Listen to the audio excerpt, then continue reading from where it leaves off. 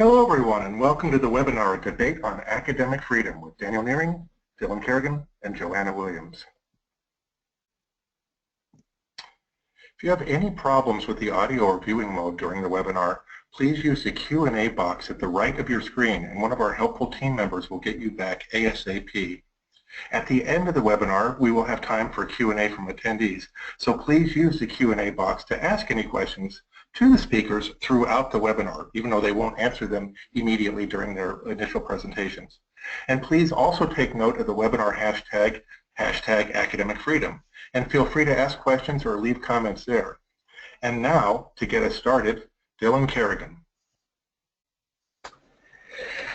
Hello, good morning, good day, good afternoon to all of those joining us for today's webinar on academic freedom from wherever you are in the world. My name is Dylan Kerrigan and I'm going to introduce this first half hour of the webinar before we move on to audience questions for the second half hour. So to get things started, I'm first just going to introduce you to each of the three panelists. Today we have Joanna Williams, who has taught in schools and further and higher education for more than 20 years.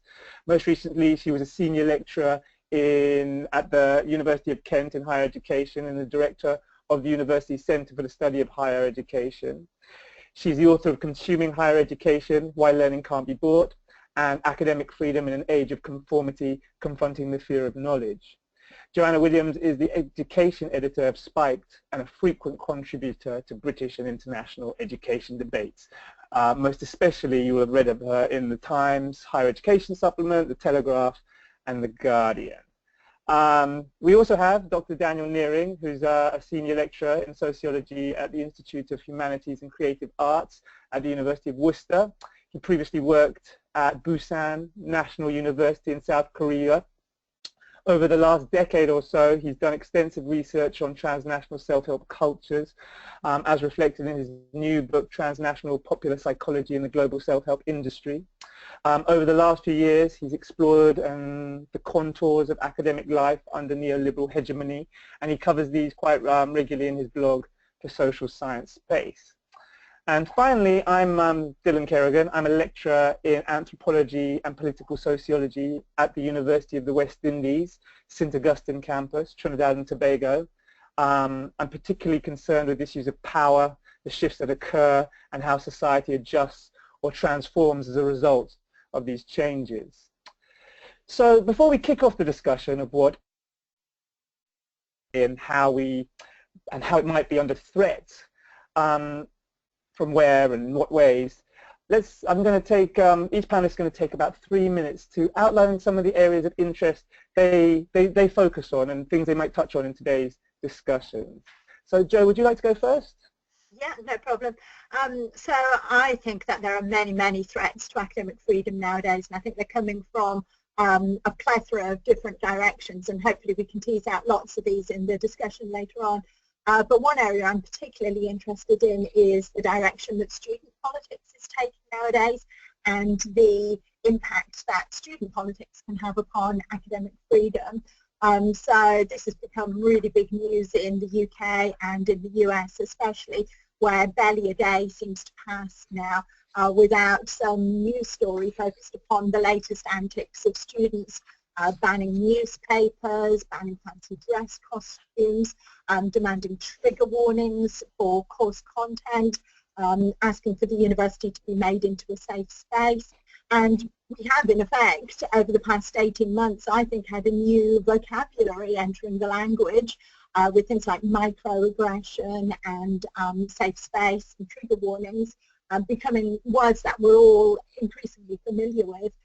So I'm quite interested to tease out firstly how and if this has an impact upon academic freedom, which I think my short answer is that it does. There was a story in the UK news only yesterday about a professor of government from Manchester University who had written a blog entry, his own personal blog, and he'd written about neoliberalism, and he basically argued that neoliberalism was a myth and it was something which was used by the left as a catch-all phrase to encompass anything that they don't like, and it was a very vague concept.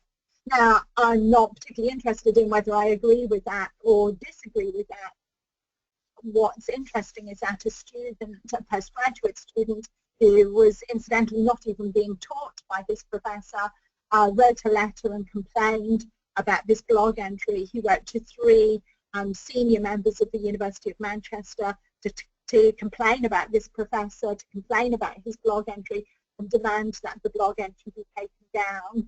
Now, luckily the University of Manchester haven't acted on this, but I think it sends out a very dangerous message to academics. Think carefully about saying anything that might be perceived as controversial, both in the classroom and outside of the classroom. So I'm very interested in exploring whether student politics has an impact upon academic freedom. But more importantly, I'm also interested in exploring where these censorious students have come from, because I think academics themselves need to take some responsibility for this, and universities and higher education needs to take some responsibility for this. So certainly in the UK, with the recent increase in tuition fees, we have the idea of the student as consumer. And if the student as consumer is always right, and universities are very concerned with measuring rates of student satisfaction, and you're not satisfied if you're upset or challenged or made to feel uncomfortable, then students are given the message that they're quite right to demand freedom from speech rather than freedom of speech. And I think there's various dynamics that go on within higher education. For example, the obsession with student voice that really feed into creating these students. And I think we can't really just criticize these students without understanding also where they come from too. Okay. Thanks. Daniel, would you like to offer some thoughts? Yes, what I would like to focus on, and I agree with Joe that there are many sources of academic freedom. Now, what I would like to focus on are specifically the consequences of academic management structures and the impact they have had on academic freedom. The examples which I'm going to give come from the UK, but I do think that these issues are actually issues of international scope. So in Britain, what has taken place over the past round about 30 years, but what has particularly come to the fore since, I would say, around about the mid-2000s, is a very marked shift in the way in which universities are organized. So basically, I would argue academic self-government, in a very traditional sense, has been replaced by management structures that very closely resemble private corporations. As a result of that, at British universities, we now have a new class of managers who in part have backgrounds in academia, but who also have been recruited from corporations, management consultancies, sometimes, for instance, even the military. Those managers, in terms of their training, their ethos, the language they speak, they're trained in dedicated leadership seminars, and they govern universities as businesses. And the growth of the, let's say, power of this administrative class is illustrated by a little fact. For instance, according to the Higher Education Statistics Agency in 2014, academics constituted only a minority of staff at 71% of British universities. In other words, administrators and the senior management class were a majority of those who worked at nearly 3/4 of British universities. Likewise, the ballooning wages of senior management and the stagnation in wages of academics does point to this kind of power shift. And I think that this has had very specific consequences. On the one hand, in terms of their basic organization, universities have become a lot more hierarchical, and within these hierarchical structures, academics now occupy more and more often subordinate positions, having lost the ability to shape institutional policies and procedures. The kinds of institutional policies and procedures that are now being implemented very often follow primarily commercial logic. One example of this are the very pervasive audits that now define what academic labor at British universities is all about. For instance, the REF, which is a big national research audit, the new TEF, which will likely be an equivalent national teaching audit, the National Student Survey, which measures student satisfaction, and a plethora of audits which universities implement internal to quantify, measure, and appraise all aspects of academic labor. The purpose of this being a demonstration of excellence in league tables, the promotion of universities' brand image, essentially marketing, and an increase in revenues through student fees, research grants, and so forth. So this is, I would say, one of the problematic consequences of the shift in universities' management structure. And other that I would like to highlight, and I think this parallels a little bit was what Joe was saying about students a moment ago.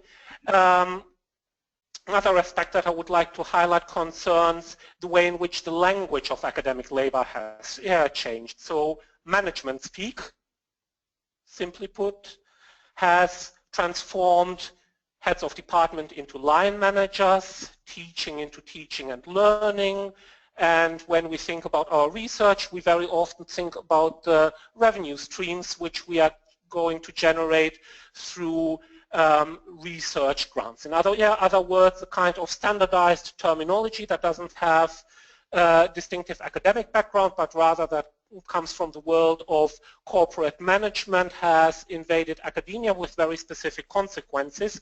On the one hand, there's a very strong tendency towards a standardization of the way in which we think about academic labor, a very strong emphasis on conformity through this standardization, insofar as if we all think about what we do in terms of the same simple terminology, there's no potential for controversy anymore, and as a result, so to speak, flattening out of the intellectual content of academic labor.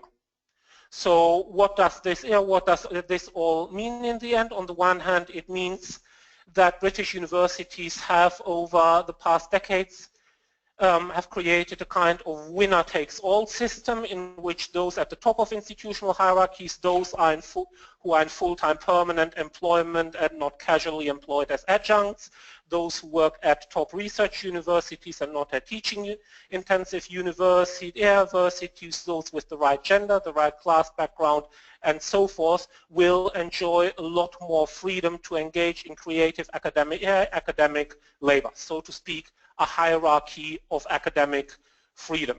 The patterns which I've tried to describe have also, I would say, created a massive contradiction, definitely in social research and perhaps across the humanities more broadly, in the sense that on the one hand we are being forced to be academic entrepreneurs. We are forced to compete with other academics in order to achieve the right metrics, positive scores in student satisfaction surveys, big research grants, highly ranked journals, large citation numbers for our journal articles. But on the other hand, through our teaching, we also still purport to train critically engaged and politically aware social scientists, and through our research we still purport to participate in a meaningful way in academic conversations in public life. I would say that this is a massive contradiction, and that both at the same time is not possible. We can't be competitive academic entrepreneurs in an academic marketplace that's devoid of intellectual content and governed by metrics, and critically and politically committed social scientists at the same time. So that's my bit. All right. Great, Daniel. That was a lot of information, and also from Joe too. That was great. I'm going to just no problem. I'm just going to, because both of you covered some of the things that I wanted to say, but there's one area that I'm particularly interested in, and working in the Global South, I wanted to think about the context of academic freedom in the context of academic dependency and sort of different system level situations. So for example, in particular universities that I've had experience of in the West Indies, we're dealing with things like poor remuneration, heavy teaching loads, poor supervision, poor infrastructure, a dearth of resources. So in a general context, what does that maybe mean to academic freedom? Also the idea that in the Global South we're often, you know, journals, the peer reviewers, they're generally funded and their offices are in the Global North, the developed world, even though this term's a bit funny.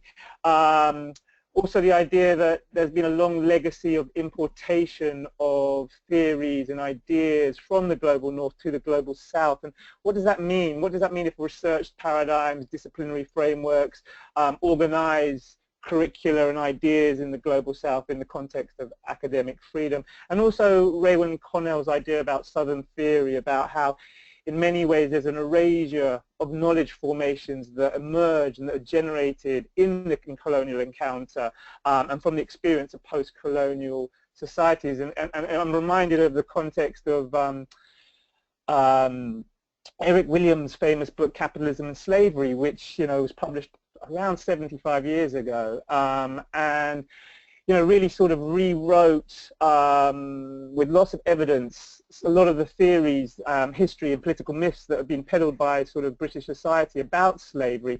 And it took 20 years before that book was published in the UK because of reticent kind of scholars who are working against it. To just show that sometimes, you know, even ideas from the Global South that are merited don't actually get taken on board in the Global North. And then the second thing I was very interested in, this has both been touched on a little bit by Joanna and Daniel, is this financialization of academic knowledge production. It was very much what my article was about for the webinar, and I was very much thinking about it in the terms of book publishing and how sometimes books, academic books that fail peer review still get published. And I'm questioning the merit of maybe this financial model suggests a kind of marketplace where the logic of sales and economic competition determine which are the best ideas, rather than this kind of more traditional idea of academic freedom and the merit of knowledge for knowledge's sake. And then this ties into ideas about, can we really run universities as businesses? Can we really run them as places for profit and still have these kind of older ideas about academic freedom that existed before such sort of commodification and financialization? So those are the two main areas that I was thinking about. Okay, well, so now we've had our brief intros, let's go in with our two general lead questions, which are, what is academic freedom? And kind of tying into that, is academic freedom in crisis? Where and why? Joanna, should I offer it out to you again? Yeah, thank you. In a way, though, I'd like to begin by posing, if you don't mind, a quick question to both of you, Daniel and Dylan. And it's the same question for both of you. And in a way, it kind of leads me in then to answering those more general questions. My question is about resistance and the resistance of academic staff. So Dylan, I'm wondering, when you talk about issues in the Global South that I'm very interested to hear about, such as poor remuneration and you know, the distance between the headquarters, if you like, of peer reviewing and geographical issues. I'm just wondering how academics feel about this, where you are, and to what extent there is maybe unionization, to what extent there is resistance to some of these management structures. And in a way, I would pose exactly the same question to Daniel, although I know the answer, Daniel, being from this country. So my question in the case of this country is, you know, why are academics so compliant? Given everything that you've just described, why is it the case that academics, why do we accept the REF? Why does it look like we are going to accept the forthcoming test? Why don't academics fight back against more of these things? Why is it that when we have something like the REF and the recent Stern review, the first question on everyone's lips seems to be, what are the rules and how can we best play this game? How can we work our way through these hoops that we've been asked to jump through? And I think that creates this culture of conformity that you hinted at as well, Daniel, because it means that people are not, we might moan and we might complain, but we're not necessarily challenging these restrictions upon our academic freedom. And I'm really keen to work out why academics don't resist more, because my suspicion is that, I mean, maybe this is me just being a bit of an old romantic, but my suspicion is 20, 30 years ago, academics might not have put up with some of the things that I think you outlined very, very well, Daniel, and there may have been more resistance to some of the things that you've described, and we've become very compliant. I think an easy answer to this would be job insecurity. An easy answer would be to say that people have more precarious working conditions nowadays, that there's an end to tenure.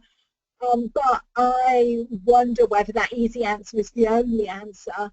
I also wonder whether it comes from a far more deep-rooted lack of any sense of purpose, any sense of mission in relation to knowledge, in relation to more academic goals, that people see themselves as part of an intellectual project, wanting to push through or push the boundaries, if you like, of knowledge, wanting to explore into new areas, wanting to teach, because they want to pass something on to the next generation. They think there is some knowledge that's so important. Young people nowadays need to know certain things.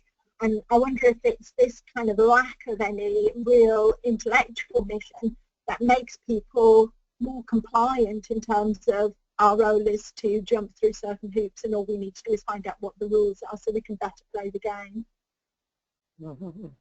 Daniel, do you want to go first? I think that's a very important question that you just raised, and it must have been a few months ago that I posed the same question to a very senior academic, somebody who is now retired, who's had a very distinguished career and who most certainly also has had a big impact on broader public life in Britain. And he said that I perhaps misunderstood the way in which academics are like today, and that most academics do not see themselves as activists in that sense, that academics might write about this, academics might speak about this, but they might not necessarily feel that they've got the ability to do anything to challenge these structures and processes that are taking root in academia. And I think that's a good starting point for having a conversation about resistance. I do think that what you mentioned as the easy answer, job security, is definitely an issue. When I have conversations about the subject matter with other academics, what I very often get in response is some version of, but we are still lucky to have at least have a job, look at what it's like in private business, and so forth, which to me seems like a kind of, well, defeatism, or a symbol of a kind of inward turn. At least I still get sometimes to enjoy my writing, even if the rest of my work is quite awful. I think that another important part of the argument, and this has something to do with what you said about academics having a mission, which perhaps I would phrase slightly as academics having a clear sense of the way in which they fit into public life. What I think this is about is that younger generations of academics have very much become socialized into the system, which is entirely driven by audits, metrics, rankings, and have been taught that you only do research if your research is accompanied by a research grant, and that's what doing research is for. That the purpose of publishing is to publish in a highly ranked journal, get a certain number of citations, that the purpose of teaching is to do well in the NSS and keep your students entertained, and that the sense of public participation has been lost. I would say that it's one clear symptom of this is the way in which social research has almost completely disappeared from public conversations, at least in the UK. One moment in which I found this striking was the relatively brief debate about tax evasion and offshore tax havens that erupted in Britain over the Internet leak, which you may all remember. This has been amply documented by eminent sociologists. John Urry wrote a whole book about it, an acclaimed book, Offshoring. Lots of sociologists have read that. It doesn't seem to have made much impact on journalists and other figures of public life. So there's a huge divorce between public life and academic labor, and I think that this fuels this kind of defeatism or conformism which we are experiencing now. Good answers. So one of the things I'd like to add to that discussion is the context of how universities are funded in the context of where I'm working. And there's this, you know, the University of the West Indies is quite a large university in the sense that it has 4 campuses across different islands. It has about 16 satellite campuses and a variety of things. But it's funded by the Caribbean governments, and there is a understandable sort of development that they want to see kind of economic outcomes and job market kind of outcomes connected to what's taught at the university. So in one, and there's a variety of issues obviously, but one of the things that comes up is, for instance, market demand assessment for new courses that more or less determines whether or not you can bring in a new course based on job market economic criteria, when there's often, you know, non-economic criteria for teaching some courses in the traditional sort of academic freedom sort of debate. So I think one of the constant constraints on creativity, scientific inquiry, as Joanna's laying out, is actually turning, you know, letting the job market sort of define what universities should be producing as knowledge bases. And I think that's one of the things we have here, because often the academy's sort of accommodation of these market forces is ideological. It's not really based on knowledge, right? And the second thing is you also get who feel that it's quite okay to come in and sort of not necessarily dictate, but suggest what we should be doing, tell us what we're doing wrong, and almost use it to embarrass certain academics if they're not, you know, towing the party line, if their work isn't producing some sort of economic benefit for the nation. So I think that question, certainly in the Caribbean university context, is one about that begins with the economic question about how is the university funded. Yeah, I think in the UK the funding issue is really interesting because on the one hand we've got obviously students paying tuition fees, but on the other hand we also still have a lot of state interference in higher education with things like the REF and the forthcoming TEF. So I think from an academic freedom perspective, the funding situation that we've got in UK higher education at the moment really is the absolute worst of both worlds, because it leaves academics squeezed on students who see themselves, even though they're not paying, even though often it's the case that they're paying via government-backed loans, they certainly perceive of themselves as paying this amount of money. So academics then become squeezed between the student consumer on the one hand, who has these demands for satisfaction, for perhaps an instrumental view just to get the best degree possible as easy as possible, you know, in the most straightforward way. And in a way you can sympathise if they are paying such huge amounts of money. You can understand why they might take that attitude. They're squeezed and become squeezed between student as consumer on the one hand, and then the academic managers that Daniel was referring to earlier on the other hand. And a lot of that comes from, I said, the NSS, the REF, the Teaching Excellence Framework. You know, these things are led by government, and this is government interference. So it really does seem as if the funding model squashes academics from both directions. But I do think there's a real danger. You know, having said that, and I certainly think that's the case, I am very, very reluctant to portray the academic as victim, because there could be a real danger here when we talk about the academic as squeezed from students on the one hand, managers on the other hand, that the academic appears to be victim. And you know, on my bad days, that's how I feel. And I think we all have days like that. But I think there's also a case for asserting the power of the academic to resist these trends. And I think it was very, very interesting what you've been saying about the role of the academic as public intellectual. And that is something that we don't see nearly enough. I completely agree. And I think it really is worth academics staking that claim and fighting for that ground as public intellectual, as people who've got important things to say, things that are worthwhile contributions to debates of national importance, and really fighting to have those views heard, and just not being cowed out either in front of students in the seminar room or in front of managers, and perhaps easier said than done. But I think there is definitely something wrong in portraying us too much as the victim.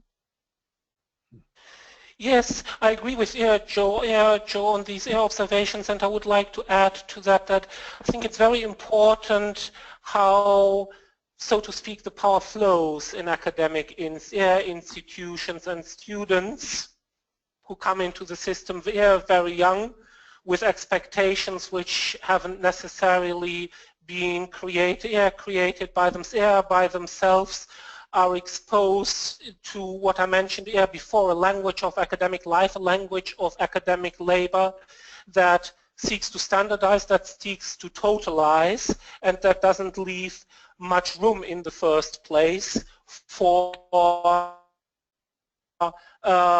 the expression of divergent viewpoints. Two examples of this. Academics in the UK are strongly encouraged to pursue accreditation with the Higher Education Authority, and are strongly encouraged to pursue certain teaching credentials which are offered through universities, through workshops, classes, and so forth. While on the face of it, this may seem very sensible, in my view, on the other hand, this is also about teaching academics to standardize the way in which they think about and feel about and speak about their teaching, their relationship with students, and so forth.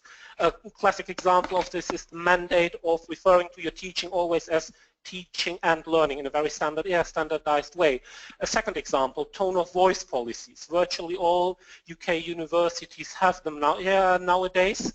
Policies created typically by marketing and communication departments, which mandate, in order to create a coherent brand image, a coherent commercial image, that academics speak about their work and speak in public in certain ways, using certain phrases, using a certain lexicon, while avoiding other words and phrases. And there are at least some incidents when academics have been seriously penalized and even suspended for violating these policies. Just very quick comment on that, if I may. The other thing, I mean, again, Daniel, just completely agree with you, but the other thing I would add into that very quickly, I don't know how this matches your experiences, Daniel and Dylan, but certainly in a number of universities that I know of, there's increased pressure on academics to record lectures and even to record seminars. And I do worry about the impact that that might have on academic freedom as well. And certainly when I've been teaching, I try to encourage debate, and I try to encourage my students to speak as freely and as openly as possible. And I do worry that the pressure to have everything recorded might prevent both academics and students from being able to engage in debates as freely and discussion as freely and openly as they might do otherwise. Yes, authoritarianism is a strong word to use, and I would almost like to avoid it, but this need to increasing need to record and document everything, or for instance record meetings with students so that the meeting notes can be audited. That does remind me of certain countries where I have worked and conducted research that are not necessarily known for political freedoms, where you do have cameras hanging in the four corners of your classroom and so forth. It is definitely a worrying trend. Yeah, I definitely would agree with all of these things about the worry, because it is something I've noticed in the classroom too. But this flipped classroom is often sold as a way to help the student as consumer, right? To improve their experience, to provide them with more opportunities to access information.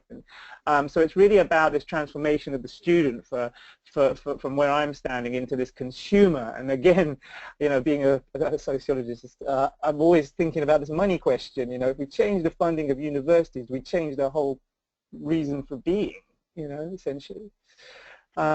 We did say after the first half an hour we were going to move on to take some questions from the audience. So I know there's so much we could say. So I'm going to hand over to Daniel to pick out a question or two to offer out to the audience, to the panelists to discuss. Okay. Okay. Great. We've received some great questions so far, so let me start with one which was sent in by Dr. David Vine from American University in the USA. Let me read that out. Is the concept and language of academic freedom being used by at least some academics to avoid listening to, engaging with, and responding thoughtfully to critiques of long-standing Eurocentric biases within academia? Do some within academia, faculty, students, staff, have greater freedom to exercise academic freedom than others? Okay. If you don't mind, I might take a first stab, if that's okay. I'm very interested in this question since I feel like it also speaks to the sort of social condition we find ourselves with in the Global South. I feel like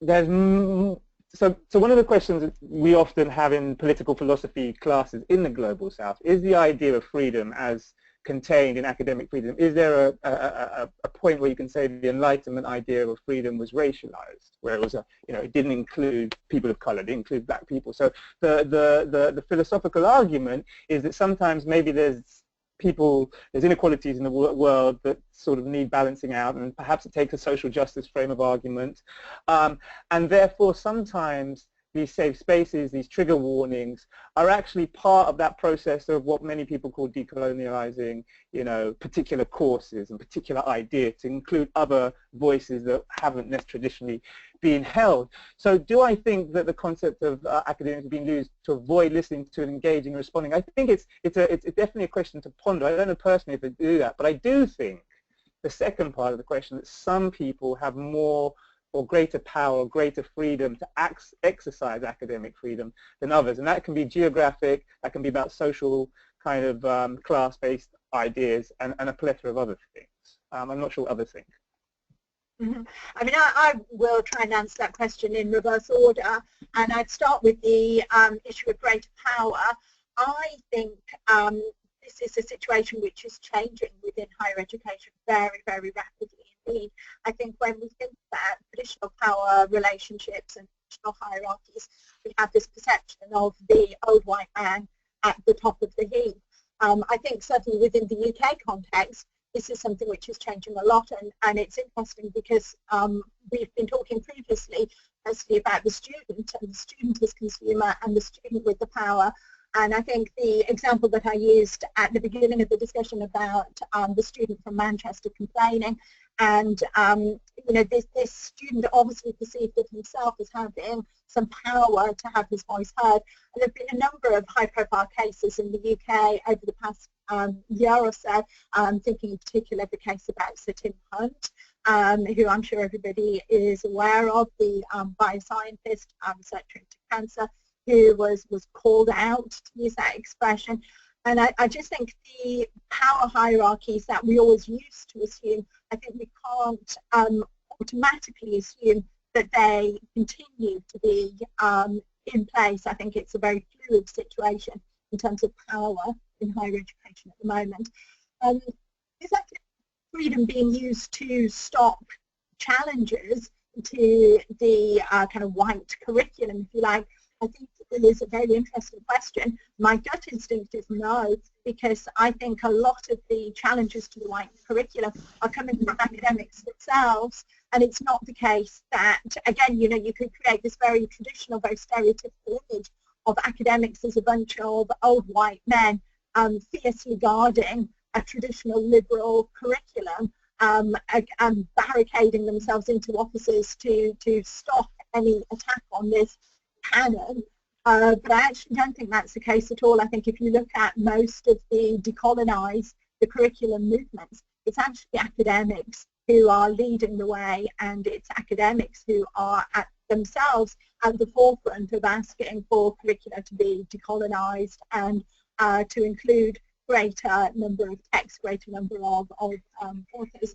On the diversity issue, I mean, I do think that universities over the past decade have paid, certainly in the UK, have paid an awful lot of attention to diversity, and absolutely rightly so. Widening participation has been at the forefront of the policy agenda for many, many years now, and this is good, and this is absolutely as it should have been. However, I think we have focused very much on diversity as a biological concept, if you like, so we can tick the box, you know, have we got a woman on the panel, have we got a man on the panel, you know, have we got a person of colour on the panel, and I think diversity has been seen as this biological tick box exercise, and we've taken that approach to diversity among the student body as well. And I do think that there is a case for arguing that as well as diversity as a biological concept, we also need to be thinking of diversity as an intellectual and a political concept, and making sure that students are confronted by a variety of different viewpoints on their courses. Not again to say that any one particular political viewpoint should be better than any other, should dominate more than any other, but that students are going to learn most by coming into contact with a range of different viewpoints. My fear is that within some sections of academia, that's not actually the case at the moment. Okay, I basically agree with what Joe said. I would just like to add one point to this with regard to the issue of Eurocentrism. I do think that in terms of widening participation, also in terms of international scholarly cooperation, international academic networks, and so forth, there have been powerful challenges to academic Eurocentrism. But I would say that the financialization of higher education, the kind of management culture which I sought to describe, the commercial imperative, is leading to a kind of retrenchment in that regard, insofar as universities are now ranked globally in annually published rankings, and typically universities, with a few exceptions, universities in the former white colonial powers come out on top in these rankings.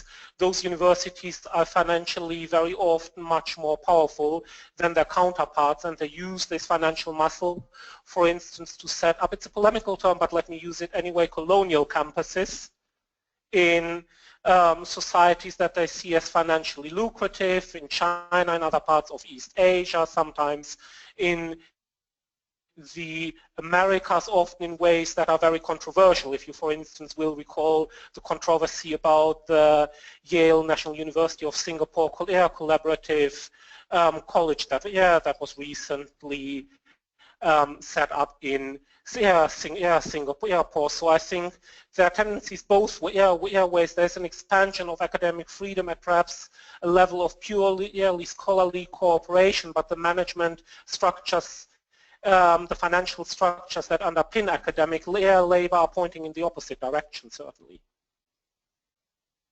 Great. No, I think that's a very good description of the conundrum, the two sides of it, I think. Okay, great. Sorry, go ahead, Daniel. Leave the next question. That's fine. Let's move on with another question. That's a great question, which we should really clarify. What is academic freedom? A definition would be helpful. I think we should definitely talk about that one. What is academic freedom? Shall I kick off with that? I think for me, essentially, it's a freedom for scholars, and by that I would encompass both staff and students, to be able to pursue knowledge, to be able to learn, to be able to write, to be able to read, and to have freedom to teach and freedom to learn. And I think both parts of that equation are important. And I think that ties in with an awful lot of the things that we've been discussing earlier. It must, I think, therefore, encompass the right to offend and the right to be offended, because I think that's the key way in which knowledge advances. As far as I'm aware, the origins of academic freedom as a formal concept really reach back over 100 years to the time when there was a big issue on American universities at the turn of the last century, with people who were wanting to teach about evolution coming up against believers in creationism, and particularly the university funders who had a strong belief in creationism. They were putting the money into universities, they were hiring the academics, and they were also firing the academics, and they didn't want academics teaching about evolution because it went against their religious beliefs. And I think the thing that we can learn from that is that at that time, over 100 years ago, the belief in evolution was seen as being incredibly offensive to these university funders. And if we set the bar on where we draw the line in relation to academic freedom as being not wanting to cause offence, then that argument would never have been won. You know, we would still be teaching creationism today. So, you know, academic freedom, intellectual freedom, but it must include the right to challenge received wisdom from all different directions. It must include the right to offend. And I think this is really why it's very, very important that we challenge the safe space argument, we challenge the trigger warning argument, because students are not going to learn, knowledge will not advance if we don't right to put forward challenging and controversial views within academia. Obviously, what this doesn't mean is that academics have the right to use the lecture theatre as a kind of pulpit, if you like, or as a political rostrum for indoctrinating students or inculcating people into a particular mindset. And one way that that can be guarded against is by having this intellectual diversity, so that even if one lecturer, you know, is very keen to espouse a particular political view, it's less of a problem if the academic down the corridor is arguing something very different, and then students can make their own minds up where they sit within the two different views. I think a lot of what Joe says I would agree with. Of course, I also think it's a culturally, you know, being an anthropologist, I think it's a bit of a culturally relative thing and contextual as well. But it ties into something you said originally about trigger warnings. I wanted to return to this.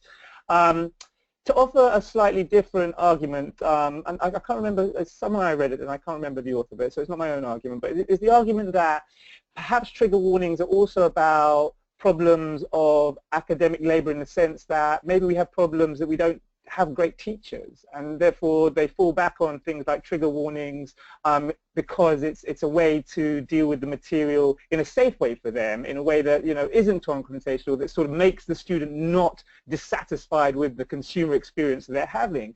For instance, I teach human evolution in my in a very religious country, and I start the class by, not with a trigger warning, but by saying, you know, teaching half an hour, what's the difference between religion, science, metaphysics, and morality? Because once you've done that, they can hold two ideas in the same space. But that doesn't mean I'm against trigger warnings, because also there's a class I teach on slavery, and we deal with lots of very difficult material, but there's a particular description written in 1796 about lacerations and intestines on the floor and nakedness and all this stuff, which I don't feel they all need to read. But if they wanted to read more, I put the trigger warning there so you can read more. So sometimes I'm not sure if the trigger warning is as simply the bad thing as we say it is. I think there might be other contextual matters there too. And it also reminds me of the idea that safe spaces have been traditionally created for a long time before identity politics, right? We had it with religions and so forth. So there's always been a sort of tradition of safe space, whether or not we agree that it's about academic freedom or not. Mm-hmm. Just on that quickly, I think there's certainly something in what you're saying about the impact of money here, because certainly in the UK, you know, the staff-student ratio over the past few decades has increased phenomenally. When I was at university about 20 years ago, I've been taught in seminars maybe with 4 or 5 students, and nowadays teaching is taking place on a much more mass scale. And I think what that does mean is that the individual relationships that academics may have formed with students, you know, so they would know how far they could push particular issues, they knew where the students were coming from, you know, and I think there is something really important that has changed there, where you're not having those relationships with students. However, I think the trigger warning is quite a blunt approach to solving that problem. My fear with the trigger warning is that it puts the idea in advance into students' minds that this knowledge is going to be damaging, that you are perhaps not going to be able to cope with this, and it's premised on the assumption that students are vulnerable on the one hand, and that knowledge is dangerous on the other hand. And actually, Dylan, what you were just describing there about the kind of more gruesome elements of the slavery course that you teach, I don't know your course, obviously, and I'm embarrassed to admit, know a great deal about the history of slavery, but what you've just described sounds to me precisely what people need to know. People need to know how gruesome, how horrible. That is exactly what people need to know. And giving people a kind of opt-out on this, I think, you know, is not the way that we want to deal with the massification of higher education.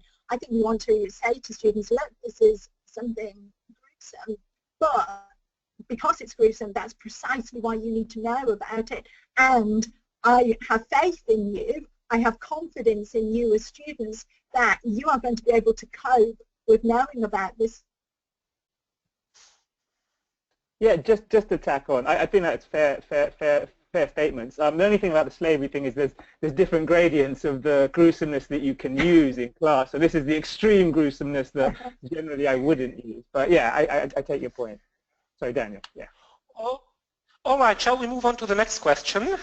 And that concerns an issue that actually several questions have raised, and that concerns the use of English as the standard language of scholarships. What to do with the academic freedom in the situation when everybody is obliged to write in English?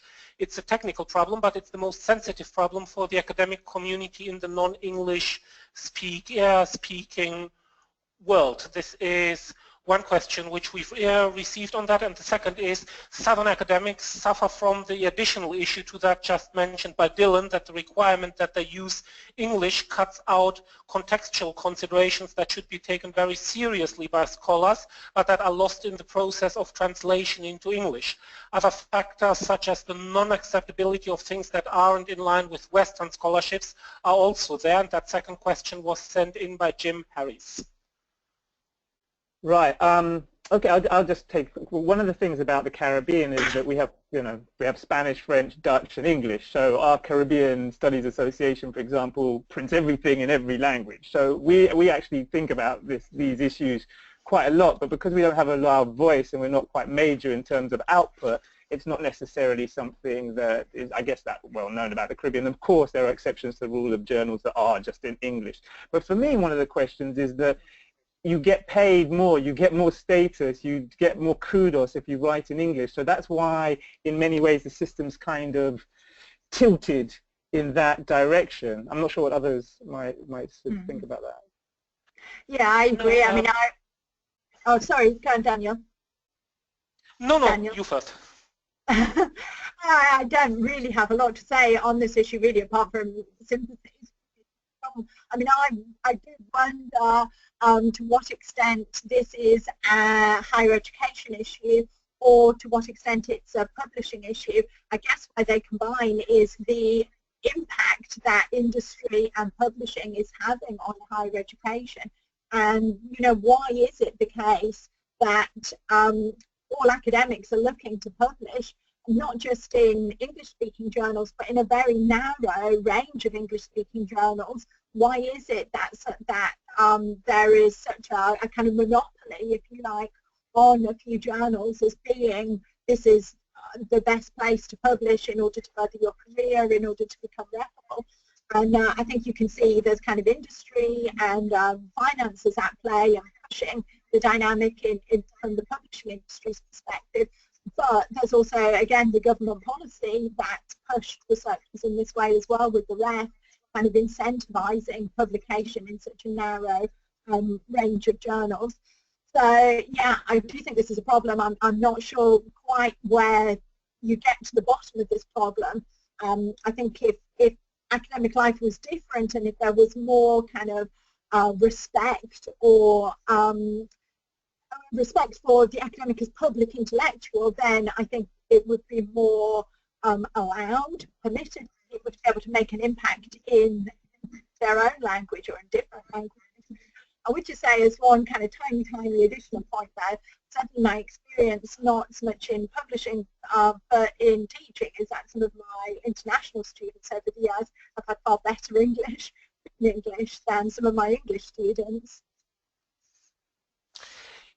Yes, I would like to follow up on this in terms of trying to get to the bottom of it, and if I tried to get to the bottom of it, it would bring me back again to this international audit and ranking system that we described before for the need for universities to be highly ranked, become an international brand, accrue prestige, and so on, and consequently the desire on the part of academic management to recruit scholars and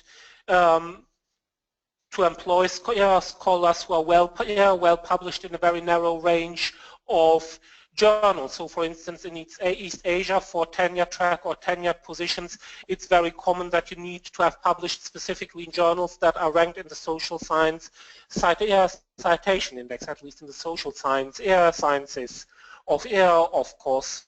So again, it's this shift in academic management and this logic of market-based competition that I would say is driving this partial exclusion of academics in the global south, and language is one part of it, because fluency or limited fluency in English will have a big impact, of course, on the cost of a publication if you need to have it proofread, or your ability to publish in certain journals at all. But it goes further, because there's a certain Anglo-American format of writing journal articles or of writing books that does not correspond, for instance, to the way in which academics write in Latin America, and very legitimately write and put forward their arguments. So again, there is this contradiction between growing international collaboration that's facilitated by purely academic intellectual networks and the way in which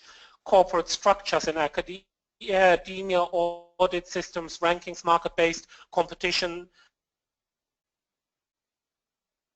undercut this collaboration and intellectual exchange. A few years ago, I wrote a little blog post on Social Science Space. It was actually about a book which somebody had published criticizing Eurocentrism in the social sciences, and I pointed out the fact that this book, while it had been published by a big international publisher in terms of its price, wasn't actually affordable for academics in most of the global south. And I think that this is an acute reality of contemporary life in global academia, that those at the bottom of the hierarchy, because they're in the global south, because they're only adjuncts and so forth, become invisible in academic conversations. Yes. I like that, which raises the question, is Sci-Hub part of academic freedom?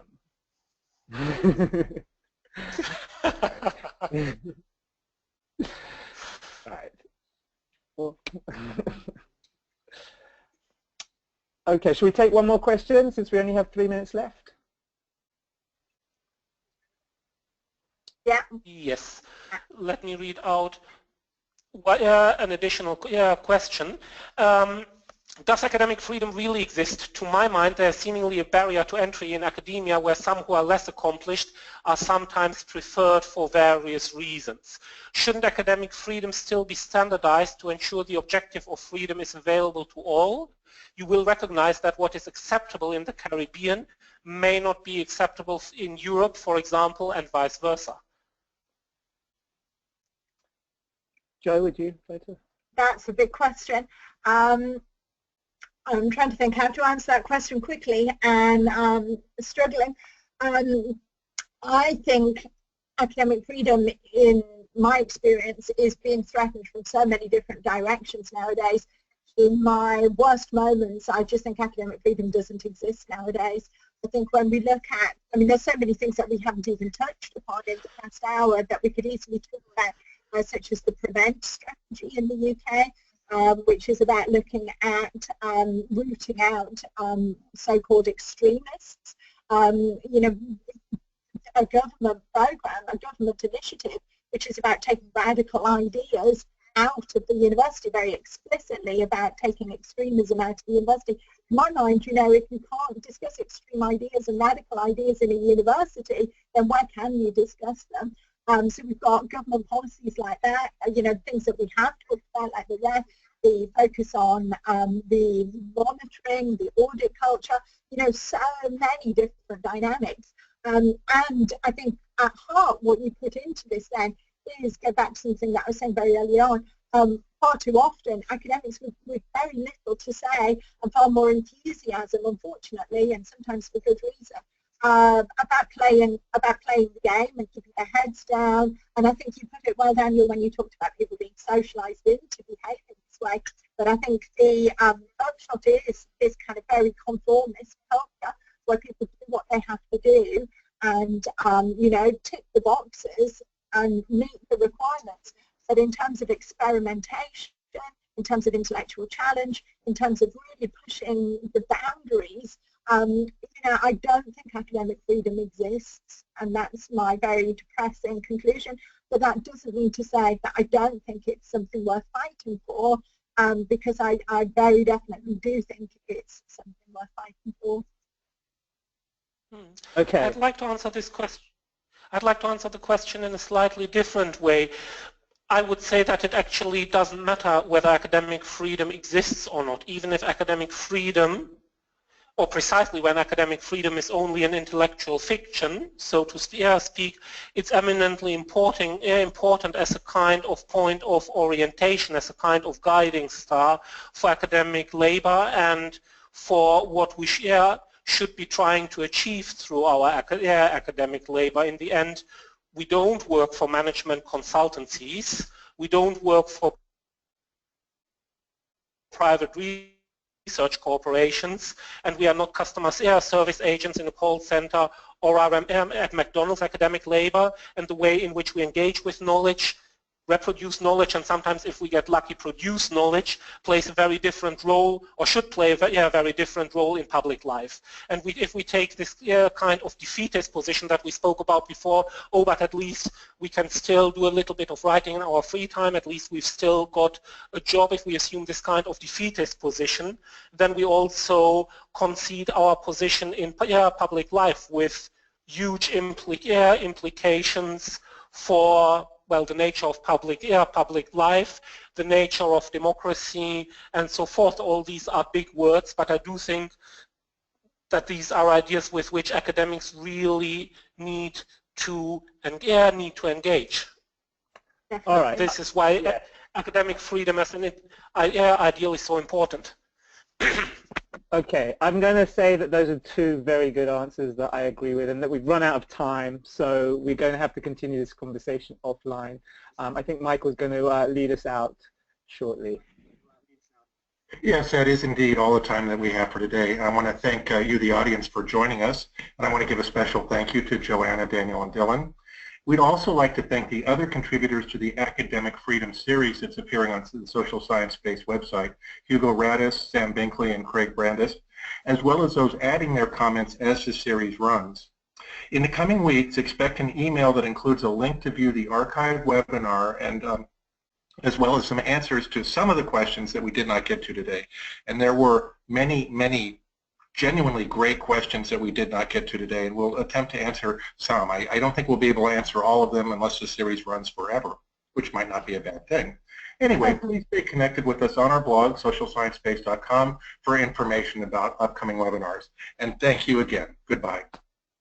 Thank you. Thank you. Thank you. Thank you.